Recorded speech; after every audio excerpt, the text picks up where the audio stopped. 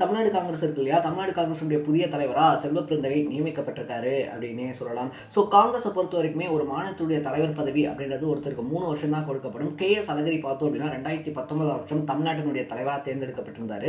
2022லயே அவருக்கான பீரியட் அப்படின்றது முடிவு அடைஞ்சிருந்தாலும் கூட தேசிய லெவலில் யார் தலைவர் அப்படின்ற மாதிரியான போட்டி அடுத்தடுத்த மாநில தேர்தல்கள் அப்படின்றதெல்லாம் இருந்ததுனால தமிழ்நாடு அரசியல் இருக்கு இல்லையா? தமிழ்நாடு காங்கிரஸ்ல தலைவர் மாறாமல் இருந்தாங்க அப்படின்னே சொல்லலாம். ஸோ இப்போ நாடாளுமன்ற தேர்தல் வரப்போகுது அப்படின்னு சொல்லி ஒவ்வொரு கட்சியுமே சுறுசுறுப்பாக இருக்கும்போது காங்கிரஸ் தடாலடியா பார்த்தோம் அப்படின்னா செல்வப்பெருந்தகை இருக்கார் இல்லையா, அவரை தலைவராக்கி பரபரப்பு அப்படின்றத ஏற்படுத்தியிருக்காங்க அப்படின்னே சொல்லலாம். ஸோ செல்வப்பெருந்தகை இருக்கார் இல்லையா, அவரை பொறுத்த வரைக்குமே பார்த்தோம் அப்படின்னா புரட்சி பாரதம், அது மட்டும் இல்லாமல் பகுஜன் சமாஜ்வாடி, இந்த மாதிரி எக்கச்சக்கமான கட்சிகளில் பல முக்கிய பொறுப்புகள் அப்படின்றதுல இருந்திருக்காரு.